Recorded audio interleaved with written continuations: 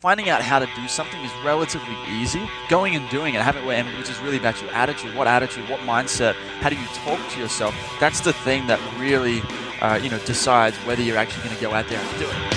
Hey, podcast listener, you're about to discover insider tips, tricks, and secrets to making more sales and converting more prospects into customers with email marketing. For more information about the Email Marketing Podcast or the Autoresponder Guy, go to dropdeadcopy.com/podcast.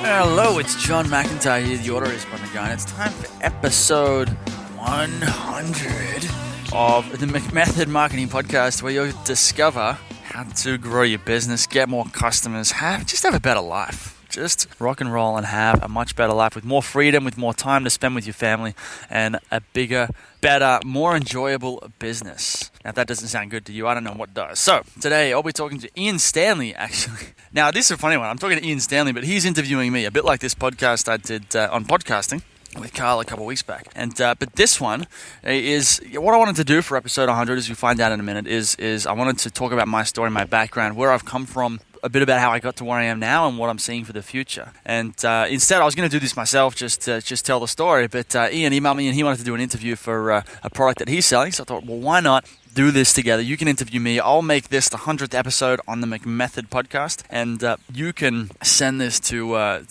customers. You'll hear about the whole story in a second. So today you'll discover my story, where I came from, what I've learned along the way, and how you can apply the same strategies to get the same kind of results in your life. Right? So that's just basically the same kind of results, is more time and more freedom. I happen to use that freedom to live in Thailand, but you can use that freedom to do anything you want with, whatever's important to you. To get the show notes for this episode of the Email Marketing Podcast, go to themcmethod.com/100 for 100.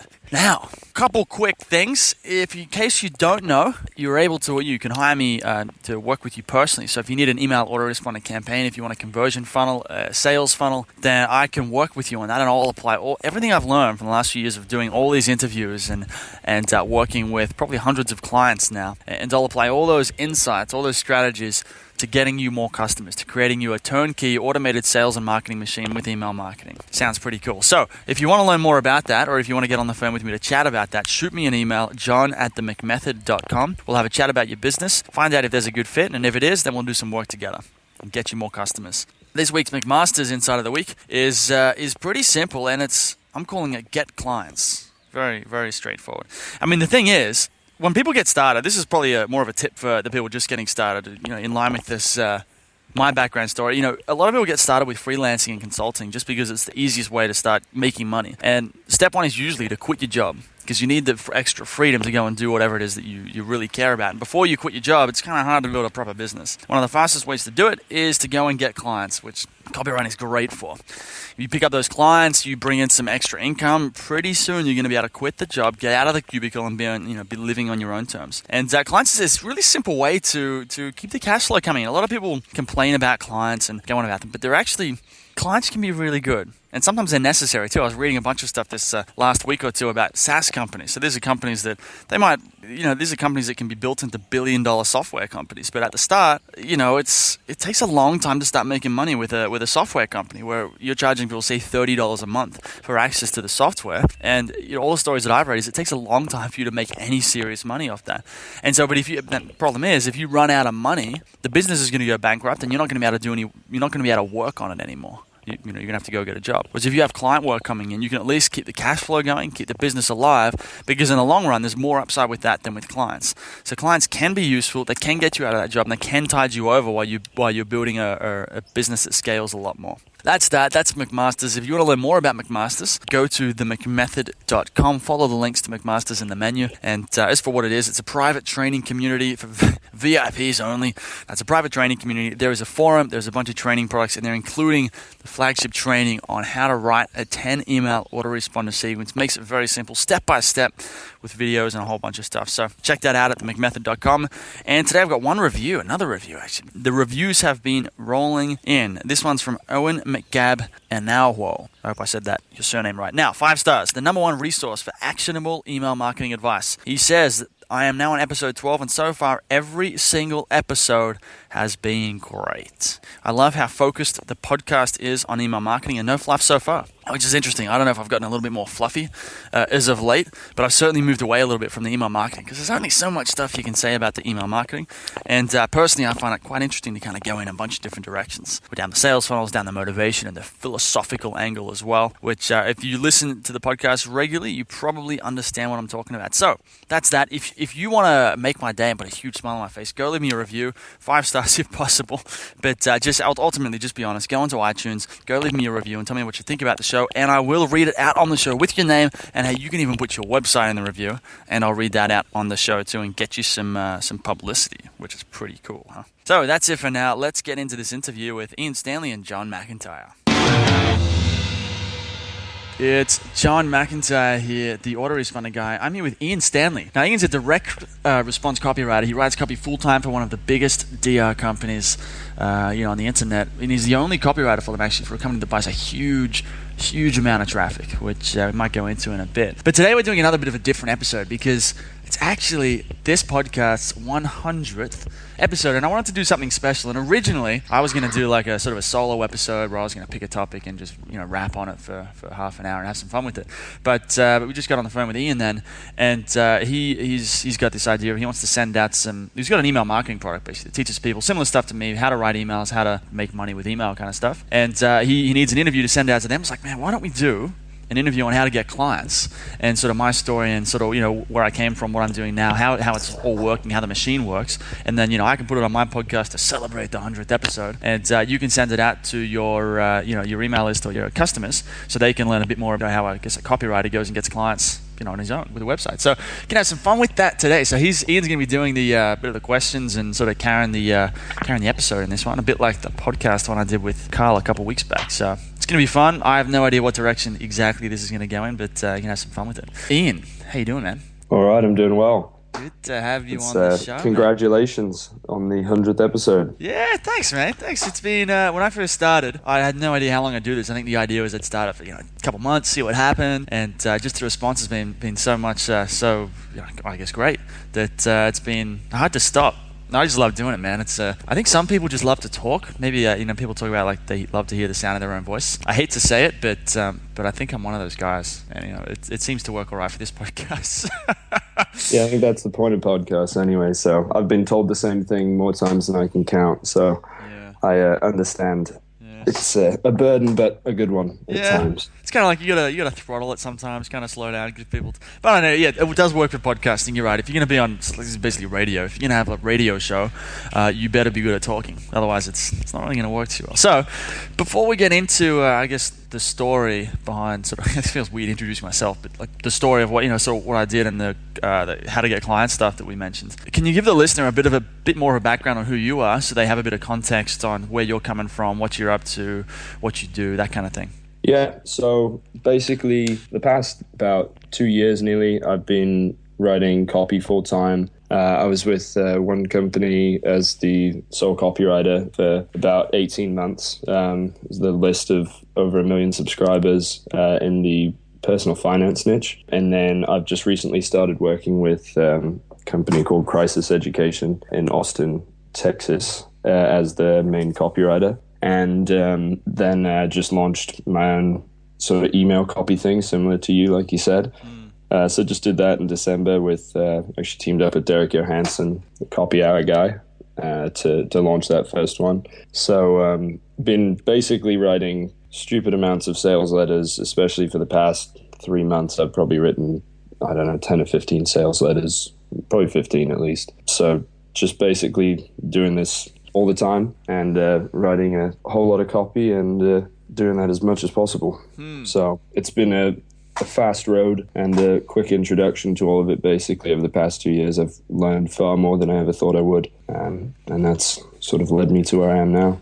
Right. Because that's the interesting thing. I remember I launched a product, I think it was a year ago, maybe 2 years ago now. It was a year and a half ago, something like that. And we got on the phone to chat because I think I emailed the list around that time and said, I'm looking to talk to people about email marketing, what they're looking for, and basically do some market research. And I think you were one of the people that got back. We had a chat on Skype a while back. And so you've moved up the ranks very, very quickly. Yeah, I think when we talked, I had bought your product through Andre's promo. And I remember where I was. I was sitting in my parents' office at my parents' house where I was living at the time, trying to make basically, my first dollar.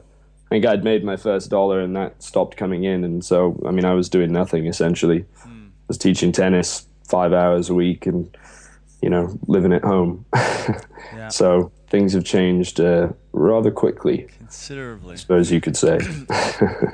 Okay, well, I feel like we could go in a couple directions with this. We could talk about your story and how you get clients, but let's maybe we can do that next week, or we can do another. No, let's talk about you. It's Okay. your episode. We're celebrating you, the John McIntyre. All right, So- man. Well, this is up to you, man. I mean, I don't know what you can take this wherever you want. All right, well, let's start with the dirty beginning then. That's I just said how I was living with my parents and stuff. So where were you before you basically got your shit together and became the autoresponder guy?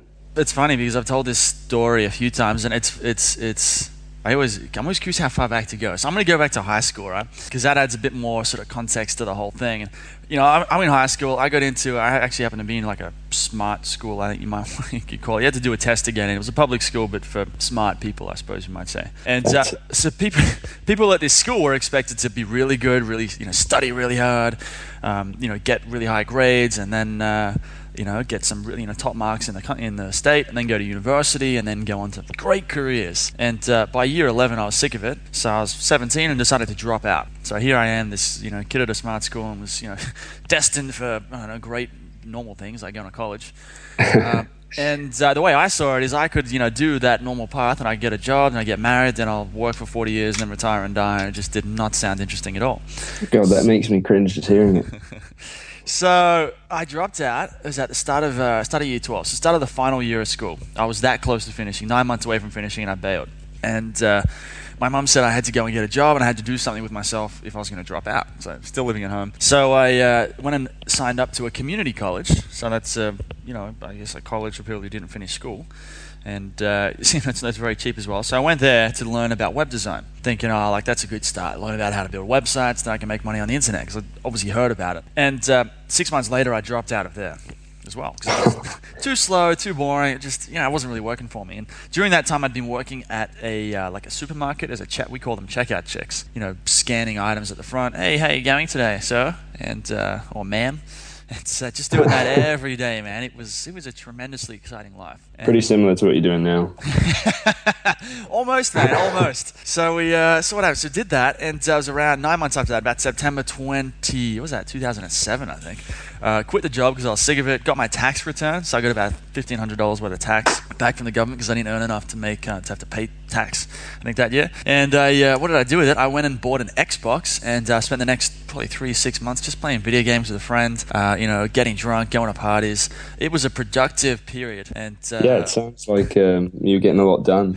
Funnily enough, though, I was trying to do like affiliate marketing, small scale stuff, not with paid traffic, just sort of bum marketing as it used to be called. And I think I made, looking back, I remember looked at it a while ago. I'd made like $800 online that year, in 2007. Which is, $800 $800 in 1 year doesn't really mean much, but but honestly, it's a lot of people struggle to get those first dollar even. So Exactly. For a lot of people, that's substantial enough to get you to keep going. Exactly, but that's the thing I didn't, right? So I got to the, I started partying. I basically had a stream from 2007 to, what was it, 8, 9, 10. It was just a stream of entry-level sales jobs, telemarketing jobs, where I learned a lot about human interaction and sales, but I didn't really go anywhere. I didn't make any money. I was constantly broke. I was just sort of like a teenager who was sort of trying to prove that he was a rebel and independent and all that, which is sort of what a lot of people go through. And anyway, so it gets around to 2011, and I decide to go volunteer in Nepal for a few months. Go and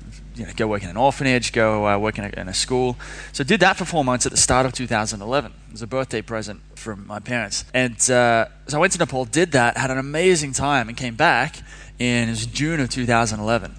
And I did not want to be back. I'd been on this epic adventure, the biggest mountains in the world, went trekking, hanging out with these kids, and just incredible, life-changing experiences. And here I was back in Sydney, Australia, and I had to move out from home because Mum didn't want me to live at home, and I had to move out, go and get a job. So I did all that, and I was working at an e-commerce retailer doing some SEO, some really basic stuff. It was another entry-level job. There was there was nothing big about it whatsoever. Entry-level salary, And, but I just had that feeling, man, that I want to do something more. I want to do something bigger. I did not want to, play some corporate game, even if it was in the internet business. I didn't want to just work my way up through some company. It just seemed like such a boring way to live. So Right, and this is still in Australia, right? This is still in Australia, yeah. So I had the normal life. I was working. I'd catch a train to work every morning. Catch it home every night. I'd be working 8-9 hours a day. 10. Once you have to travel, it's 10 or 11 hours. I didn't really have much of a life. Yeah, work 9 to 5 and then drink on the weekends and live for that. Pretty much, man. So, but it was actually about a year before that I'd started building like a website, putting articles on it and things like that. So I had a website that made about $300 or $400 a month online. So I had a taste of what the internet money was like. I just couldn't live on it.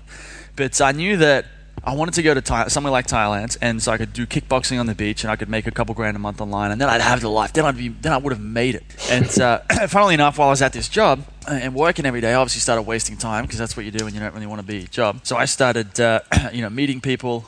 Clicking around on the internet, found a couple podcasts, and when I found these podcasts, one of them led me to the Lifestyle Business Podcast by Dan Andrews and Ian Schoen. And they actually run these internships where they will bring over someone from the West and put them in the Philippines or Thailand or Bali and give them sort of a job for a few months while they get their shit together and build a business and take off. So I did that. I applied to it. And I almost didn't apply. This is a funny thing. This story is it's a long-winded story. But it's interesting, right? Because I found this job. I didn't apply at first because there's no way I'd get that. I'm not that special. I'm just not going to get it. But what I did later that day or later that week or something, I was listening to an Eminem song. Actually, it's a B.O.B. song with an Eminems Verse. It's called Airplanes Part 2. That is a catchy song. I remember jamming to that in college, driving around campus. Very catchy. I know the song. There's that verse by Eminem, which it'd be fun to look it up right now because it sort of adds, Airplanes Part 2. Just because it's such an inspiring verse, and this is really what got me to apply to this thing and sort of kick this whole thing into gear. Because, I think when it comes to success, whether it's, this starting phase of the journey where you just you're just getting the engine started, or even later down the line when it's getting clients, getting big clients, a lot of it comes back to your own personal commitment and whether you're willing to go all in or whether you're going to question yourself and sort of be a little pussy. So, Eminem's verses, let's see. All right, let's pretend Marshall Mathers, that's Eminem, never picked up a pen. Let's pretend things would have been no different. Pretend he procrastinated, had no motivation. Pretend he just made excuses that were so paper thin they could blow away the wind. Marshall, you're never going to make it. Makes no sense to play the game. There ain't no way that you win. Pretend he just stayed outside all day and played with his friends. Pretend he even had a friend to say was his friend, and it wasn't time to move and schools weren't changing again. He wasn't socially awkward and just strange as a kid. He had a father and his mother wasn't crazy as shit, and he never dreamed he could rip stadiums and just lazy as shit. Fuck a talent show in a gymnasium. Bitch, you weren't a After this time, we had a chat. It's actually funny about not swearing. No, we're not swearing too much, but this Eminem verse is a lot of swear words here. So anyway, you get the idea. What he's saying is that pretend that Eminem just didn't try. Pretend he just tried to act normal, that his life didn't suck, that he just sort of had the normal thing. He would never have had the success that he had. And so I was listening to this song on repeat while walking home from work just after I'd found that job opportunity. I hadn't applied. I was like, well, I'm not going to get that. I'm not that special. And then this verse just got to me. It was like, yeah, but if you think like that, you're never going to amount to anything. If you change your tune, this is me talking to myself, if you change the way you think and you go and apply to this job and just take a more aggressive attitude to life, just like Eminem did, you're going to go places. And so I was like, screw it. I went home that night and I applied to the job. And it was strange at the time. I actually had a funny feeling that I was going to get it. I don't know where that feeling came from, but it was like by that point I decided, I was like, I'm in. You talk to yourself. Yeah, that's interesting. So did that, did a couple interviews for it, and then they're like, yep, you got it. So I booked a one-way ticket and went to the Philippines. So not Thailand, actually. The first stint was in the Philippines, and the idea was that I had 4 months, and I'd build a business, and after 4 months, I'd leave and have this incredible tropical lifestyle. But after 4 months, man, I had nothing. I was almost out of money. I almost had to buy a ticket to go home to Australia. It was, my site had got knocked out by a Google update. I'd tried some affiliate marketing, gotten banned from Google AdWords, tried doing a dating site, I didn't get one customer. It was just not working. Okay, I actually want to go back to what you said before, because I actually had written this down before you just said that about the way that you talk to yourself had changed, because I was curious, if there was, if you had like a big, like one turning point, like if there was one moment where you could say everything sort of shifted for you and things changed, because what I've found and what tends to be the truth with any sort of success is that so much of it's psychological, and how much you decide to take action and what you believe and how you talk to yourself. And it sounds like, that was what sort of pushed you over, is the way that you talk to yourself changed and you stopped having that sort of view of I can't do things. I'm not that special. Who am I to, get this opportunity? And you sort of change that. And it's pretty cool that Eminem was able to have that effect on you. And if this whole internet marketing thing doesn't work out, I think you could maybe be the next Australian Eminem. Just so you know. I was sort of falling into the rap then when I was trying to read it, but it's sort of hard. You started reading and then it turned into a rap for sure. I could feel your emotion from across the ocean. Now I'm rapping too. See, I can't even stop. Just having a little bop. We'll just start a rap group. We don't need to do internet marketing anymore. Let's do it, man. That's where the money is. That's where, we can even have an autoresponder and for the rappers. We'll take it by storm using email.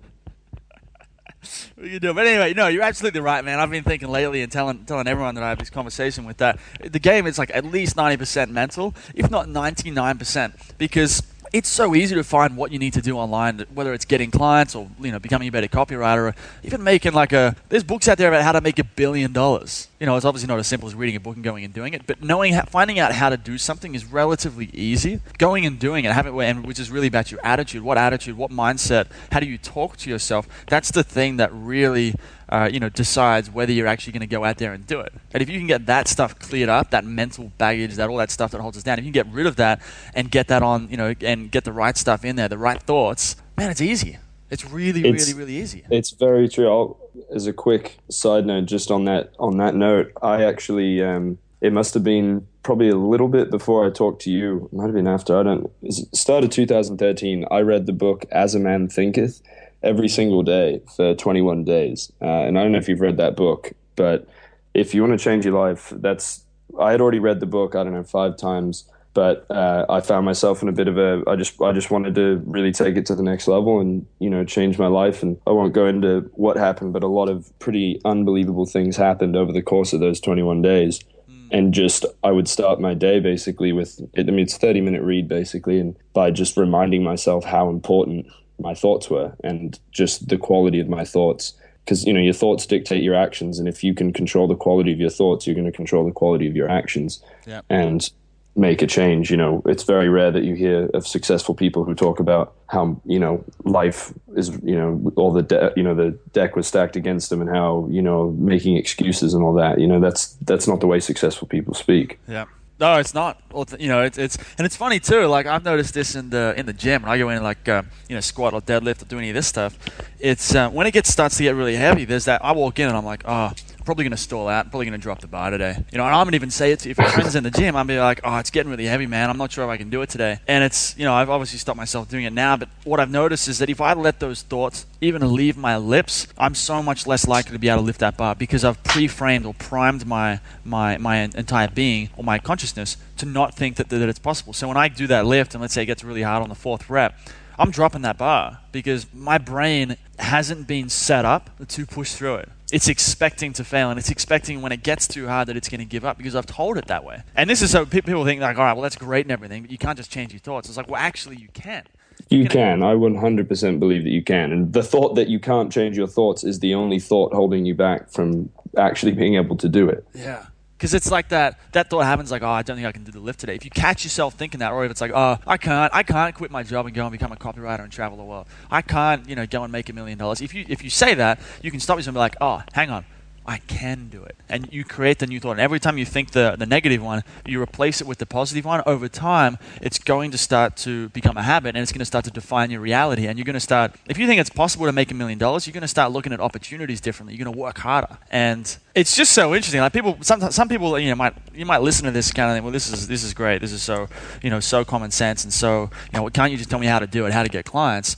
And that's part of it. But this is totally most of the game. If you don't have clients or if you don't have the business or the life that you want, this is where it starts. The thing is you can know how to get clients. I can tell you, go follow this strategy and if the strategy could work. But if you don't follow the flipping strategy, it's not going to amount to anything. So if you don't take action on what people are telling you, it doesn't matter. And it's your thoughts that are going to dictate that. And it's your perception of really what's possible that dictates what you're going to do and what you actually achieve. I mean, like you said, if you think you can make $1 million, you'll be able to do it. But what's interesting to think about is that there are people who laugh at the thought of making $1 million because it's so easy for them. They're like, yeah, let me make this phone call. Boom, $1 million. You know, let me write this sales letter, whatever it is. Like $1 million to them is nothing. So it's just your perception of what's possible. To them, making $1 million is like it is for you or I to make $1. Yeah. You know, if somebody said you have to make $1 in the next 30 minutes, you'd figure out a way. Yeah. You know, and that's just your perception of what's possible. Yeah.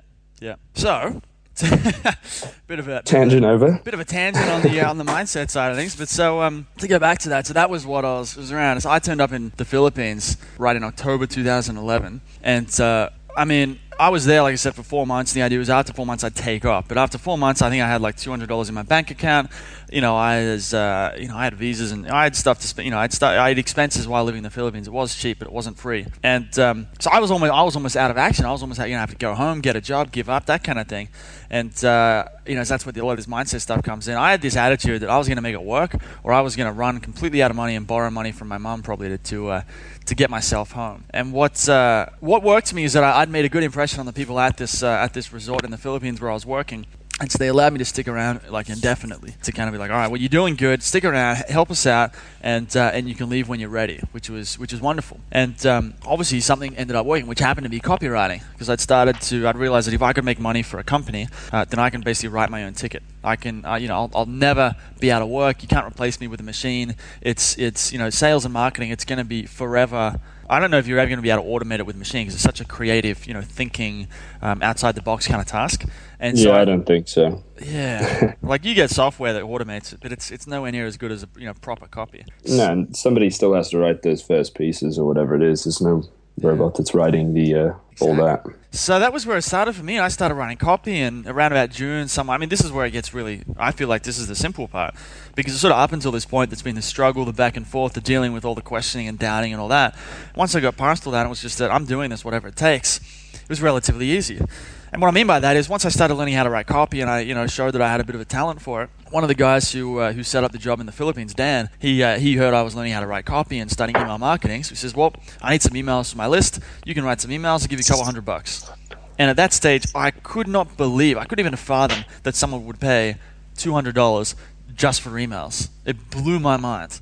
Right, which effectively doubled your bank account at the time as well, right? Absolutely, yeah. It's incredible. So, I mean, that's where I started. Did a couple sales letters for a friend for $100 each. And that kept me going. It got the ball rolling. And that was where it started. And from there, what happened, I mean, how it all sort of, where I now live in Thailand and travel around and sort of have this dream lifestyle, some might call it. What really... Because I guess the question here is, like, how did I get clients? Because what happened, so I'll go through fairly quickly with this part. I moved to Thailand in October 2012, and I started a website. At that time, it was called dropdeadcopy.com, and I was offering, landing pages and, autoresponders and stuff like that. And I remember I did a podcast with Dan. This is the first way I got clients. When Dan, was happy with the work I did, the 10 emails that I'd written for him, his conversion rate, or email conversion rate, went up from, 257% was the increase, which was great. And with this new sort of offer and emails and that sort of stuff. So he was happy. We did a podcast on it and basically told my story and sort of what I was doing. And then made an offer that if you want to hire me to write emails for you too, let's jump on Skype, let's have a chat, and you can pay me and I'll write the emails. And I bumped it up to $500. And a couple people, and at that stage, $500 was nuts. I could not believe it. So and this was not like big money at all. I ended up being in Thailand by then, and it wasn't, it was good money for Thailand, but it was certainly not rich by any means. Yeah, not in the Western world, perhaps not livable. No, definitely not.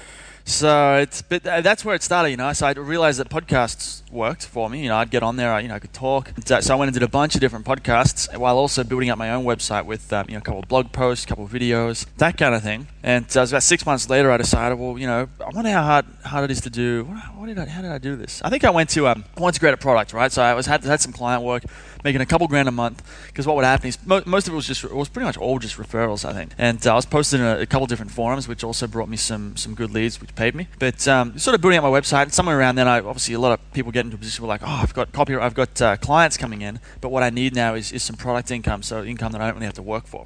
Right, now at this point, had you positioned yourself, because something I thought was interesting about what you did is, you are the autoresponder guy, right? And I don't know if, I doubt somebody called you and was like, hey, John, you're the autoresponder guy now. Go and call yourself that. I think, you framed yourself and positioned yourself as that guy. Yeah. right? And that, there's that automatic. I mean, I remember the first time when I saw your offer with Andre, I was like, oh, he's the autoresponder guy.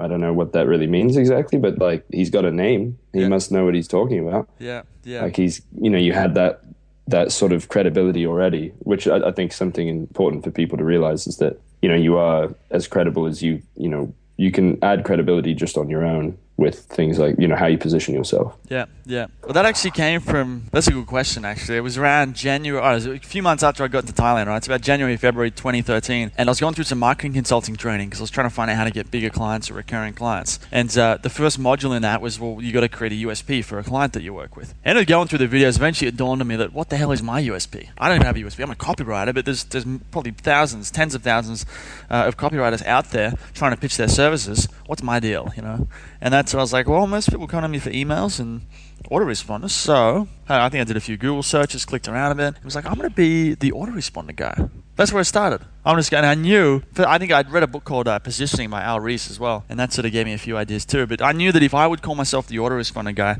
it's a really, really easy way for people to refer me to others. Because they go, oh, he's the autoresponder guy. He just does email marketing stuff. And it adds credibility because it makes it sound like, if you're going to hire someone to write just a piece of copy, hire a copywriter. But if you want emails, you'd rather go with the autoresponder guy than just a copywriter. Even if the quality is the same, or even if the other copywriter is better than I am, you're probably still going to hire me because I'm the autoresponder guy. Right, and that's sort of that's what I've said to people as well. Is if you want to become a good freelance copywriter and make a living doing that, I think the way to start is with email.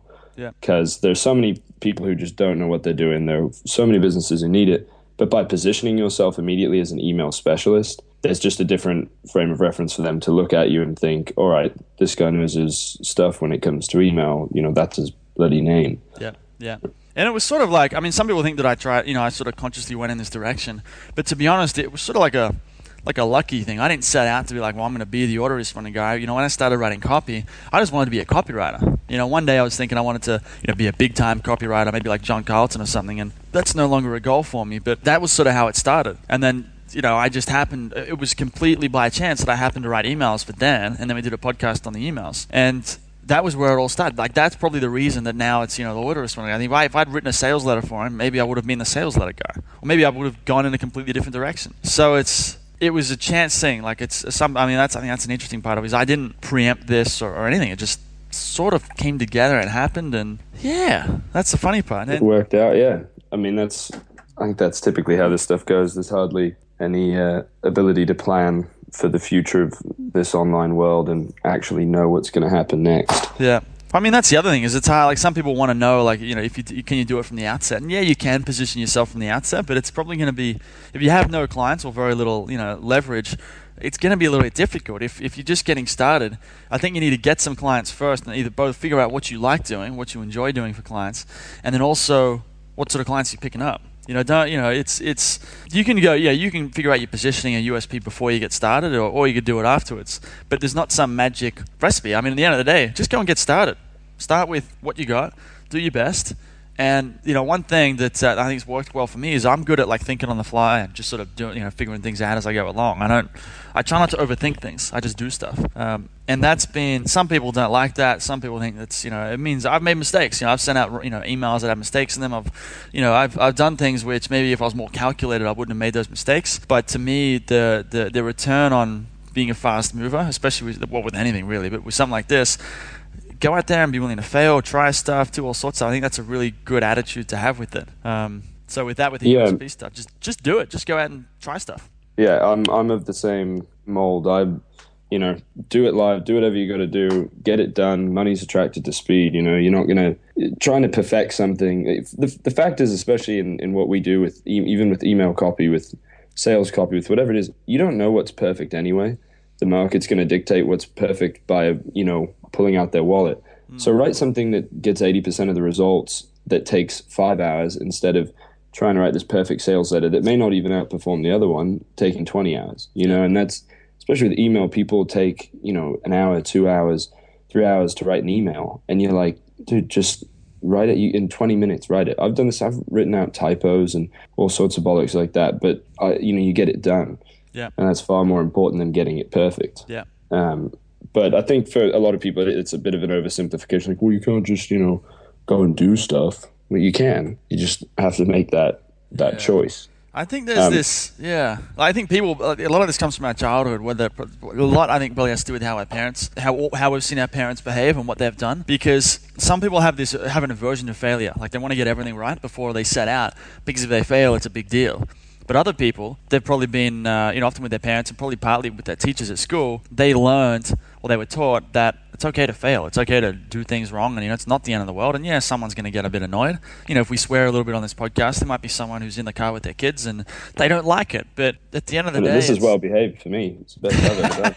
I think other than sleeping, this is the least I've sworn in an hour. Or 30 minutes or whatever in my life. Well, I think I swore, if I read that entire Eminems Verse, I would have, kind of probably sworn more than the last 10 episodes in, one day. So, but it's kind of like you can't, like, I'm not that worried about it. Yeah, it'd be nice to get everything perfect and polished and, get all the swear words edited out, for example, to not, annoy that one person who's in the car with the kids. But at the end of the day, like, just go and execute. Like, aim for volume of, especially when you're getting started, aim for volume of stuff, not, I guess, quantity. There is an argument to say, at least when you're getting started in the early stages, aim for quantity of, like, getting stuff done, getting shit done. How about we say that? Aim for quantity of stuff 100%. done, not quality. At least later on, you can worry about the quality once you figured out what works. But at least initially, quantity is going to be more important because you're just trying to figure out what the hell's working. Yeah, I totally. I mean, that's the thing, is you meet people who could recite, John Carlton's theories and Gary Halbert's and, talk about they've hand copied 100 sales letters, and it's like, oh, so how many sales letters have you written? Like, I haven't done any yet, but it's like, well, you can know all the bloody theory in the world, but if you don't do something, you're not going to learn. Yeah. And, especially in the beginning, like I said, there's no better way to get good at writing other than writing a bunch. Yeah. And, I think going back to what you said about, your childhood and believing in failure as, seeing failure sort of as a result, as something to grow from as opposed to something terrible. As I played tennis my whole life growing up, and God, I rarely talk about it, but I played in college and could have kept playing after, but I hated it. But it was my parents, it was always such a big, when I lost, I was punching walls and just going mental, and it was the worst thing in the world, because that failure I was so attached to it being terrible that it made me not ever want to go out there. And with writing, when I started doing copywriting and stuff, I just wrote without any judgment. I didn't think, hey, this is going to be great, or this is, sometimes I'll be writing and this is the worst thing I've ever written, but I just send it out, or I just keep going. But not having that judgment, not viewing it as like a personal failure, is what allows you to just keep growing from each failure. If you take them personally, you're not going to want to keep trying. Yeah. But if you just view it as like, okay, cool, I just failed, that's a lesson. Yeah. Carry on. I think it's another thing too, like I think I used to think that everyone should get into business for themselves. Everyone should go and be an entrepreneur, or I used to tell my mum that when I chat with a friend, Mum, I'd be really idealistic about it, talking about how this is the new way, this is the future. Everyone needs to take themselves more seriously and go and be successful. And now I'm like, man, it's really not. It's not for most people. Like, most people can't do it because most people are perfectionists. Most people can't. They don't know how to fail, or they take failure so personally that it knocks them down, and they're so stuck in their heads. They question themselves and self-doubt and all that, and not only that, they're not willing to work on it. So, like, conversely, someone who's going to be a good entrepreneur, I think, is willing to, at the very least, they're already willing to accept failure and go and screw up a whole bunch of times, or if not, they're willing to develop that ability. They're willing to kind of think, all right, well, maybe I'm not very good at it right now. Maybe I am scared, and I've got lots of self-doubt, and I've got these issues from my childhood, or all that sort of stuff. But because I'm interested in doing this, because I have a mission to achieve, I'm going to do whatever it takes to clear out this emotional baggage and get my head screwed on right so I can do what I need to do. Yeah, and I think you hit the nail on the head there. It's a choice, just like all what we've been talking about here is. I was a prime example of somebody who took all failures personally. Like, when if I lost a match, that was, I failed as a human being. I'm pathetic. I am a piece of shit. I'm worthless. I'd say that for 10 minutes and then I'd forget about it and move on with my life. Yeah. But for those, when you attach that sort of awful negative talk to a loss or a failure, if I did that if I wrote a piece of copy that didn't meet a control, and I found out it didn't win, and I went and punched a wall and, started throwing things, in no way would I want to keep writing. Yeah. But I viewed it, so I had to make a choice though to go, yeah, like, I'm going to do this, and failure it doesn't mean I have failed. I'm not a bad person for not doing something well. That thing that I did just didn't go well. Yeah. Yeah. So now I should get better at it. Exactly. Exactly. There's this. But, go on. Go ahead. I read this. Stalemate. I read a book recently called "Daring Greatly" by one of the top viewed talks on TED, or the top viewed TED talks by a chick called Brené Brown. She's got this talk on vulnerability. It's a 20-minute talk. It's worth watching. But she's got this book called "Daring Greatly," and it's all about shame. And maybe you might think, shame. Who cares about shame? I just want to know how to make money. But what's interesting though is this book. It talks about shame for women and shame for men. It's fascinating how it puts it into. But for men, I'll talk about that just because we're both men. The issue is that like shame for men, and I think every man has a certain amount of shame towards what he has done and hasn't done. But the shame for men boils down to the idea of don't be a pussy. So men feel shame, men feel afraid, or they feel inferior when, and I think this is so true, when they feel like they're not capable, when they're not trustworthy, when they can't live up to when they're not good enough to take care of themselves, when they're not making enough. Because it's not like men don't need to make a lot of money. It's not really about the money. It's what the money represents. And for a lot of men, money can represent their ability to provide, their ability to be independent and free. And the point in this book is that if you go and do something, if you write a bad control, or if I, piss off a client, or if, we have a bad podcast or something like that, it doesn't mean that, I'm a bad person or I'm a pussy or something like that. It might be like, the don't be a pussy thing is a good example with like women, in terms of like if a man's trying to meet a woman, get married, whatever, or just a girlfriend, just have some company, a typical storyline in his head is going to be, if I don't approach her, I'm a pussy. And it's like, no, that's not true. You are a man, period. What you're doing, maybe your behavior is you're behaving in a weak way, so you're acting weak or you're behaving acting weak. like a pussy. But you are not a pussy. You are not one. And it's the separation of yourself from the action. Yeah, it's the difference of like I am bad, because this was a lot of people think that if they do bad things, well, they're bad. And that's what we think, I'm a bad friend, or I'm a bad this, I'm bad that. And it's like, no, you may have behaved badly, and you may have done the wrong thing, but you still, it's not even a case of you've got to get away from thinking about, I think yourself as good or bad. You just are. You are a man, or you are a woman. You're not good or bad either way. You can just behave in bad or good ways, and you really got to choose that. When it's behavior, you can just be like, well, screw it, I can just behave differently next time. There's no ego in it after that. Yeah, and that's the sort of dilemma of life, right? As people are their identity, they are who they think they are. The thoughts that create the self that is, that's who they think they are. Is what if they fail at something? That's them as a human being, who they are at their core, failing, as opposed to realizing that there's a separate part that just is. Yeah. Yeah. It's the best quote I've ever heard on enlightenment is just things pretty much are what they are. Dealing with the world on that level is enlightenment. And that's how we got to enlightenment here, but essentially, it comes down to is, these failures it has nothing to do with you. It's not like you're bad, you're dumb, you're stupid, you're lazy, you're whatever. Just trying something separates you from 95% of the population. Most people are content to live lives of, boredom and mediocrity, which is, fine, using the word, things are fine, I'm fine, life's fine, I'm content. You're not content. When you're saying the word fine, you're bloody miserable. You just don't know it. I like the idea of being like, instead of being like I'm good or bad, I like the idea of thinking like you can choose to be whoever you want. So you could be like, well, I'm an aggressive, like you might say like I'm an aggressive person who goes after what they want, and usually I get it. And then you might be like, well, I'm this, I'm a positive, upbeat, visionary, ambitious, blah, positive, whatever. But in this situation, I didn't behave like that. So next time, I'm going to behave differently in line with who I am. So kind of be like, proactively think, this is who I am. And sometimes my behavior is going to match it. Sometimes it isn't. And when it isn't, I'm going to bring that behavior back in line with who I want to be. So it's like taking that self-image and using creating that self-image to then drive the behavior, instead of looking the behavior to drive the self-image, which is like we go, I did something bad, therefore I am bad. Yeah, you can, just like we're talking about choices, just you can choose the identity of who you want to be. And sometimes events happen that sort of choose it for you. Like for me, I got mugged when I was 15 in England, and I didn't realize it at the time. It took me 4 years to realize that that minute, 2 minutes was defined every single moment from there on out in my life, because I wanted to become the type of person that wouldn't be held at knife point again, right? So when you create this identity.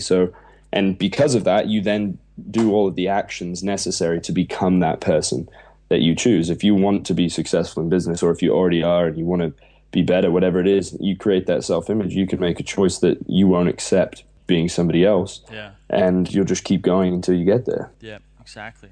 So back to email clients. Okay. We can solve all of the world's problems. I don't know. We got like 10 minutes another time, right? That's all we need. Okay. If you had to get your first client and if somebody just erased all of your, resume, your name was Tom Johnson. I don't know why that's the name I'm going with. And you're just starting out. You don't have credibility as far as having written. You've been learning some stuff. You've been going, maybe you've gone through some courses, and you've learned how to write some email copy and stuff. But you've got to find your first client. What are you going to do? I'd probably just I'd go somewhere where I'm going to meet people who might need my stuff and who know they need it. So sometimes with this question, it might be like, well, I've got all these great skills. I can call people up and do cold calls. Most people aren't going to do that, especially if they're just getting started. So that if I didn't have like the confidence and I didn't have the skills, and I didn't have all that stuff when I was at the beginning again, but I knew a little bit about, sort of how to get there, I'd probably just go to, I'd go to like meetup.com and find an, either internet marketing meetup or just a marketing meetup in my town. I'd go there. I'd be, get to know a few people and offer some value and talk to them about how, because eventually I'd ask them what they're doing, and that's going to mean that they're going to ask what I'm doing. And I'll be like, well, I'm actually a copywriter. I've been studying it for a while. I'm actually looking for my first few clients. Maybe you need some help with copy. And then I reckon, either the first night I went to one of those things, or a night or two later, or I might even go to a marketing conference, because you always meet these kind of people there too. I'd go like that. I'd pick up a client that way, because as long as this means you got to have social skills, you got to be able to smile, you got to be able to have a conversation and shake someone's hand and look them in the eye. And some people can't do that. So I think you really need to learn how to be social, how to be good with people if you want to do this. If you're not good with people, you're really going to struggle to get clients. But if you can do that, I think that'd be the easiest way for someone to get started without doing like cold calls or using some more of the advanced, even intimidating strategies. They might not be that advanced, but they can be quite intimidating to a newcomer. So go and meet people, be cool, help them out.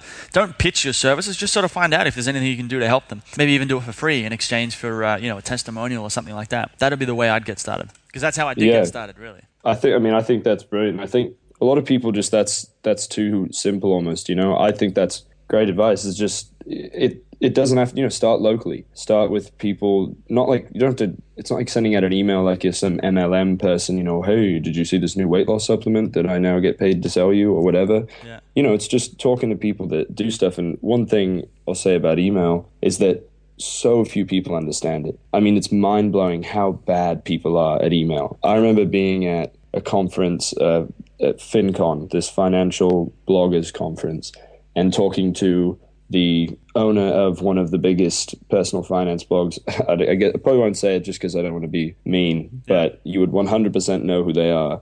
And I was like, oh, so what are you guys doing for emails and stuff? And they're like, I was like, you guys have tested, I'm sure, like what you're doing and how your strategies are and all that. And he's like, no, we just send the email with the blog posts. We've never tested anything or try. I'm like, what? I'm like, you guys are getting, 100,000 visitors a day, millions of people a month. And you're not doing that? No. And it's just like, so if you frame yourself really as an email specialist, it's amazing how people won't even, if you just say that, people are like, oh, I'm not doing anything with my email, and smart people, heaps of smart people and people that are making great money don't know what they're doing. It's like you said, if you just go talk to them, you'll be amazed at sort of how many people will, and even if you want to do something for free to start and just be like, hey, if this works, then you can pay me, or then I'll do more work for you, or something like that. But I think, I don't think it has to be that much more complex than what you said. I got my first thing on Craigslist, and I went in and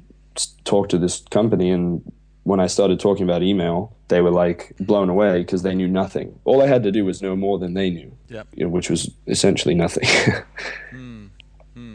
Yeah, man, it's incredible. It's incredible. I mean, it's one thing I found, like one thing that drives my client side of the business, a lot of people don't know this, is I just email my list. I mean, people on the list obviously know this, but like when I get, a lot of my clients come from just emailing the list, saying something about, here's a campaign that's, here's an idea for a campaign that, if you want us to run it for you, hit reply and just say, I'm interested.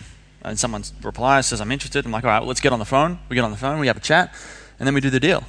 Like it's that, and I do that a couple times a week, and it's that easy. It's incredible. That's the other thing. If someone wants to be a copywriter, or an email specialist, I would start. One thing I could say is like start a blog, not just a blog, but start a website. Put something out there that sets you, because if you're going to be a copywriter, you're a bit of a personal brand. So set something up like that. Do some podcast interviews, or write some blog posts, some videos. Do something, because you're gonna be glad you did in a year or two's time. Yeah, exactly. I mean, and even if you don't have the credibility now, like, I mean, I could have gotten on a podcast 2 years ago and been like, oh, I've read all this stuff and, started one little dating site or something, and I would have had something to offer. But, you have more to offer down the line, but there's no reason to stop you, at that point. And just, I think, yeah, no matter what, start building a list, right? I mean, Yeah. you never know, because one client as well, I mean, could turn into a full-time thing if that's what you're looking for at some point, that's worth, $5,000 a month to you or something, or, something that's recurring. But, once you get, like you said, you've got your list, generating a client can be as easy as typing something up and hitting send. Yeah. I mean, it's incredible too. I can take a month off and, come back, and I don't need to sit around waiting for clients after that month, or I might not even have any clients in my email inbox. I just need to send a few emails to the list, and someone's going to be like, "Yeah, let's do it." It's just so when I say set up a website, the main thing is really that set up a website so you can get some email addresses is the real thing. Right, and you built most of yours through free traffic, right? You didn't. I know you've done some paid, but the majority of your stuff most of it's free has been through podcasts and different stuff, and buyers, I'm sure, from your product. But I mean, it just goes to show you don't have to have anything amazing at the start to start getting things going. Exactly. Yeah. And then, is there anything else then you're doing these days to get clients, other than sort of just sending them to your website and getting email signups and stuff like that? Well, it's funny you say that, because I am doing some different stuff. What I'd like to do is, the clients that come to my site via the podcast and things, some of them are decently sized, and they can, they're going to pay quite a bit of money for stuff. But I want to find companies that I can add at least $1 million, run a campaign for them and do at least $1 million for them in sales. Because I know if I can do that, I can charge them at least $100,000 for a fee. So, and it doesn't require me anywhere, it might require a little bit more work in terms of closing the deal and managing it, but it's a little bit more work to go from making $5-10 grand a pop, $20 grand a pop, to going and making $100,000 in one go. So, and I haven't got these clients yet, but what I'm working on is a process. I'm testing a few different ways right now to bring on these type of clients, because the way I used to see it was $100,000. That's a lot of money. I'm not worth that much. And that was the old thinking. And now the way I see it is, all I got to do is find companies where I can add at least $1 million in sales with some sort of sales funnel or campaign. As long as I can do that, then it's worth $100,000 to them.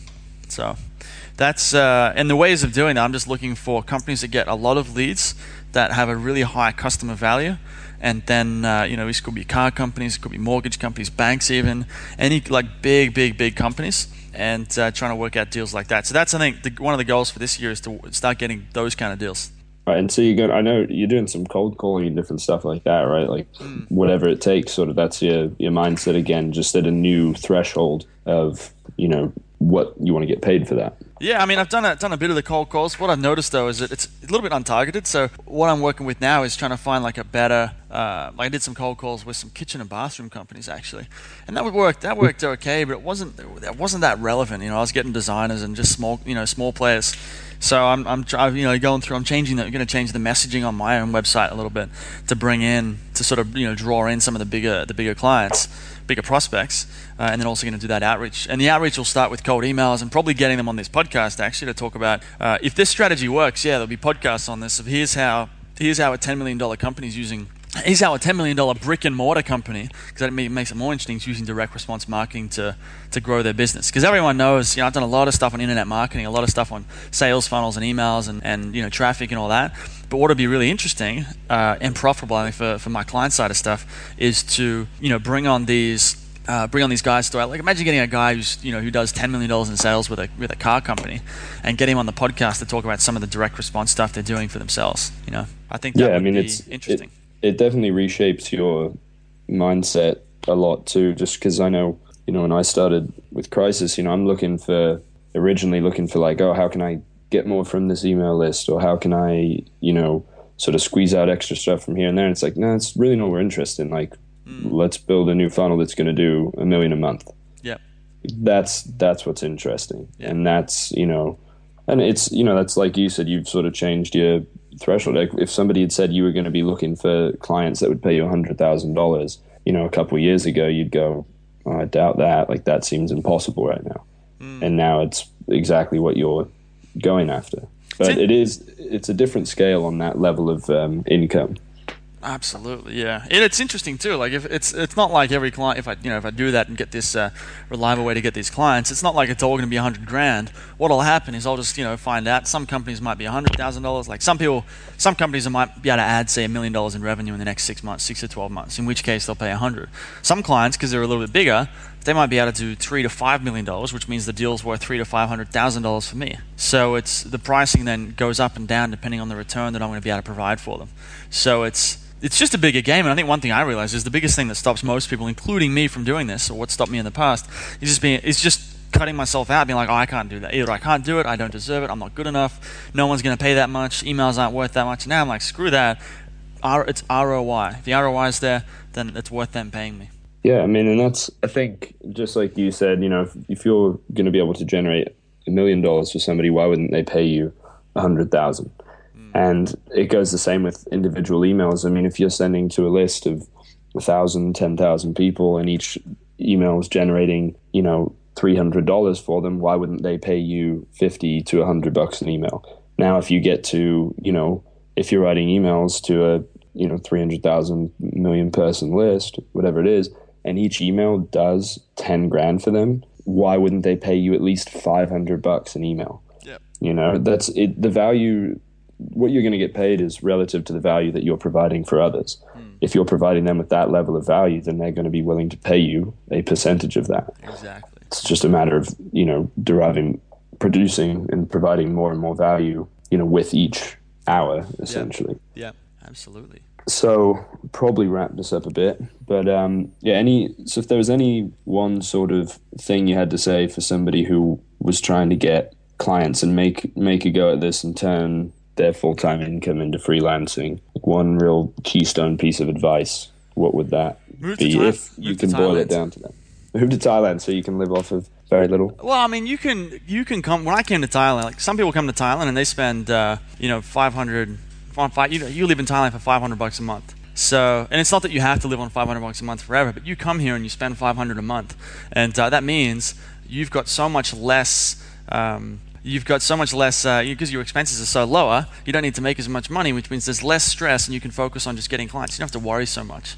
So I think a lot of people, just do the stuff that we've talked about here. Like I said before, the doing stuff is fairly straightforward. It's the mindset stuff you got to work through. But moving to sort of like a low cost environment, a low-cost country, is going to make things take a lot of stress off, especially in the initial stages. And as soon as you're making more money, as soon as you're making enough to step up your lifestyle, you can do it. I mean, Thailand's a great place. Once you got more money to play with, Thailand is fantastic. And then of course, you can move back to the US. You can go to Europe. You can live. You can do anything. So I think that's one of the best things. That if you're self-motivated, because some people come here and they make $1,000 a month and they get satisfied and they don't go anywhere. But if you're self-motivated and you're ambitious, start off in somewhere like Thailand or the Philippines or Vietnam, get things going, and then go back to wherever you want to go, because that'll give you the sort of, that's what I've done, that's what's worked for me. And I'm not living on $500 a month at all anymore. But I don't think I ever did. Maybe in the Philippines. But that was really how I got started. If I didn't do that, I would never have been able to sort of afford to take a few months off to go and work on this. So that's my suggestion. Yeah, and I know when we first talked, I was thinking about. I was at the level where I remember I had dinner with some friends and I had $12 in my bank account, and I said, "I'm so broke." And I was like, I'm never going to say that again. And that was the time I remember we talked, and you're like, if you could just save up, $5,000, you'd be able to move here for 6 months comfortably, and be totally sorted. And that was, even then, was like a bigger number. And, but I've just started having a guy intern with me who, actually, I think who's in Thailand. And, he's just getting by at the moment. But you never know. It's not going to be a linear path. Your path's not going to be the same as anybody else. But, now he's getting to work and learn a ton. Because he's able to create time freedom and stuff by being in Thailand and only needing to work, a certain bit to cover his monthly amount. And, if you're grinding it out in the States, trying to, just get by with that much, it's hard to free up that time to create this lifestyle. Exactly. So, I think we're right. Yeah, we are. I'd say we're right on time. We've gone a little bit overboard. We've done like a big sort of adventure through mindset and clients and copywriting. Is this going to be suitable for the team over at 80/20 email marketing? Yes, 80/20 email copy. 80/20 email copy. Okay. I think they'll be very happy with this. And honestly, as much as some people, the fact is people think it's tactics and techniques. That's what's sexy. That's what they want to hear. But it's strategies and principles that, win overall. And it's the mindset that creates it. So hopefully people can take away the fact that that's, the biggest thing. If every day you wake up and your first 30 minutes is spent trying to find a client, you're going to find one. Yeah. Exactly. So before we go, though, someone, the listener might be a bit curious after this conversation, because people know who I am and where the site is, but they might want to know more about who you are and want to check out the product that you sell, that kind of thing. So where's the best place for them to learn more? Yeah, so you can go to 8020emailcopy.com, which is just 8020 email copy. I haven't actually reopened the product yet, but I'm planning on doing that pretty soon here, within the next couple of days. Actually, I've just launched it once. But you can go there, opt in, get some cool email stuff from me, and see what I'm about if you like my straightforward, harsh nature. Do it. Well, I encourage people to go and do that. I'll have a link to 8020emailcopy.com,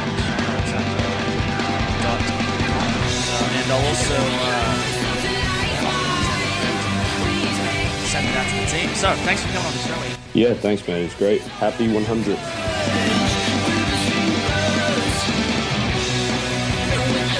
Hey everybody, thanks for listening. If you want to discover more insider tips, tricks, and secrets about driving sales with email marketing, sign up for daily email tips from the Autoresponder Guy. Go to dropdeadcopy.com/podcast. Sign up, confirm your email address, and I'll send you daily emails on how to improve your email marketing and make more sales via email. You'll find out why open rates don't matter and the 7-letter word that underlies all effective marketing and much more.